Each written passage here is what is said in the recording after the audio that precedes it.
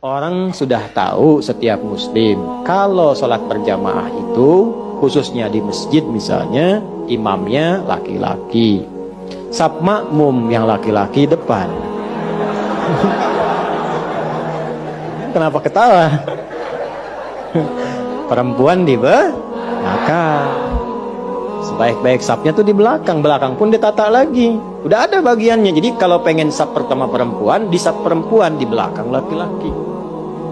Ya, itu yang sehat. Nah, dan itu yang benar. Karena yang ngajarkan Nabi. Kan nggak mungkin melampaui Nabi. Nabi kan yang nyuruh. Bukan cuma disampaikan, sampai dipraktekkan, diukur oleh Nabi. Digaris begini, diatur. Abu Bakar sini, Utsman sini, Umar sini, baris semua. Sampai masing-masing punya hobi. Ada yang pojok kanan, ada zaman Nabi itu. Ada pojok kanan, saf depan ada. Dan itu ditunggu oleh Nabi, karena Nabi tahu. Alhamdulillah. Nabi tahu, itu ketahuannya saat meninggal. Karena Nabi komen, nungguin, mana si fulan yang biasanya pojok kanan ini? Dilihat nggak ada. Ditunggu itu. Karena sudah waktu mau habis, maka dilakukan sholat. Lalu dicari ke rumahnya. Ini kisah nyata. Jadi kalau kita sambil belajar sirah, enak dapatnya. Begitu dicari, jauh juga rumahnya nih. Betul, sahabat yang komen kan, Nabi biasa aja. Sahabat. Ini kan Nabi biasa aja, Nabi kan Masya Allah, itu kan biasa. Kadang-kadang begitu, gurunya biasa, muridnya yang komen kan. Nyampe ke rumah ketemu istrinya. Ya Rasulullah, ditunjukkan kan, istrinya datang keluar, ya Rasulullah, si fulan meninggal, singkatnya demikian. Sehingga nggak bisa berangkat berjamaah. Masya Allah. Sampai husnul khatimahnya. Nabi cuma nanya gini, ada nggak kejadian yang aneh atau unik sebelum dia meninggal? Tuh, namanya Nabi kan? Nggak ada ya Rasulullah, cuma dia berkata begini, ya Allah, kenapa nggak lebih jauh lagi, katanya. Apalagi, ya Allah, kenapa bukan yang baru? Sahabat bingung. Nabi menerangkan, baiklah, tahukah engkau ketika dia mengatakan, ya Allah, kenapa nggak lebih jauh lagi?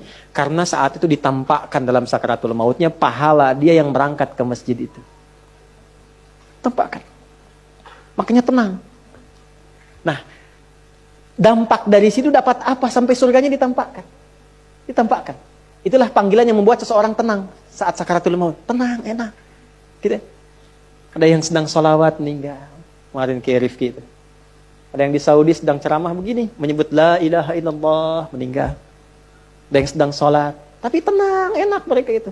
Kenapa? Karena ditampakkan kebaikannya dan sesuai kebiasaannya. Itu yang dimaksud Quran surah ke-89 ayat 27 sampai 30. Ya ayyatuhan nafsul mutmainnah. Kenapa mutmainnah? Irji'i ila rabbika radiyatan mardiyah. Kenapa radiyatan mardiyah? Fadkhuli fi wadkhuli jannati. Nah, jannati itu ditampakkan. Sehingga dampak dari kegiatan kita itu ditampakkan hasilnya. Senang kita. Dalam senang itulah diambil nyawanya. Sehingga itu yang dimaksudkan lembut, tak terasa, enak pulang. Pulang tuh enak sebetulnya. Yang gak enak pulang tuh yang gak punya bekal. Kan kalau mudik enak kan? Yang gak enak mudik tuh yang gak punya bekal. Harusnya pulang itu enak. Tenang, pulang. Maka ditampakkan. Dan dia berkata dalam sakaratul maut, ya Allah, kenapa gak lebih jauh lagi? Karena dia yakin kalau makin jauh makin banyak pahalanya. Antum datang ke sini yang dikira yang dekat saja. Lihatlah kita yang jauh-jauh. Kalau ikhlas karena Allah itu dinilai, teman-teman. Nanti waktu membuktikan. Ada saatnya nanti Allah tampakkan apa yang kita ingin dapatkan itu. Ada saatnya. Gak sia-sia. Ya. Lalu di perjalanan satu waktu, ada seorang sedang kedinginan di musim dingin. Nah, beliau ini memakai pakaian double. Yang baru yang di dalam, yang luar itu yang lama. Dibuka yang lama, yang luarnya dipakaikan ke situ. Maka ditampakkan bagian pahala kebaikannya. Maka keluar di lisannya, ya Allah, kenapa yang nggak baru saja ya? Menyesali dirinya, padahal menyesal dalam kebaikan. Kenapa yang nggak yang baru saja? Keluar itu. Maka itu tanda dari husnul khatimah. Ya. Tapi bab kita bukan di situ. Bab kita adalah Nabi tetap, walaupun sedramatis apapun, sesedih apapun, safnya tetap yang depan laki-laki. Laki-laki semua. Nah, perempuan di belakang. Sayyidah Aisyah ketika mulai ke masjid itu ngambil yang paling belakang itu. Ya, sehingga beliau pun melihat, kami itu kalau udah selesai segera pulang lagi. Ya, untuk menjaga kehusyuan, menjaga kebaikan supaya tidak ikhtilat, bercampur, dan pasti akan berpengaruh.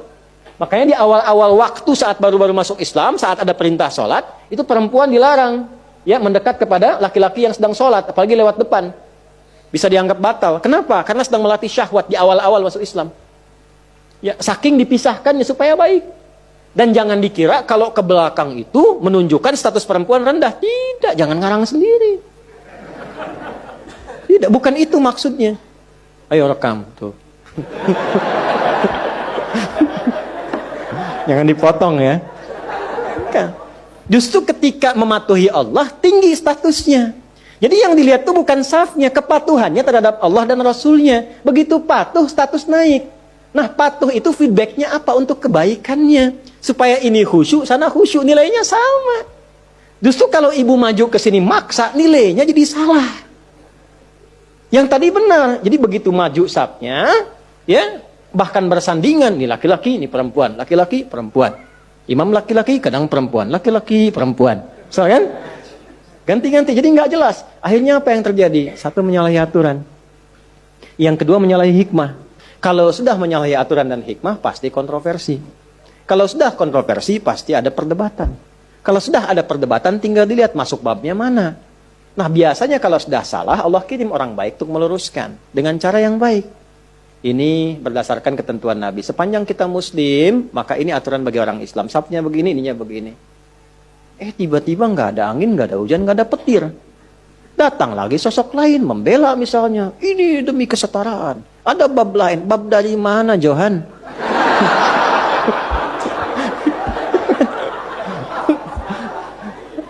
Ya kan?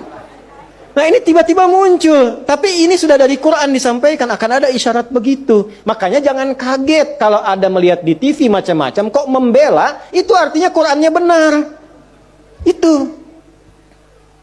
Qurannya benar artinya. Akan ada terjadi demikian. Nah, kita yang sadar, yang sehat, jangan ikut-ikutan. Apakah mencela? Tidak juga. Kalau ada yang demikian, minimal kita doakan. Kalau punya kemampuan diluruskan sesuai dengan kewenangan yang Allah tetapkan. Ulama luruskan dengan ilmu. Ya, yang berwenang pemerintah tertibkan dengan aturan. Sehingga semua kompak menjaga kedamaian. Tapi tidak ada bab celaan, tidak ada bab hinaan. Itulah indahnya Islam.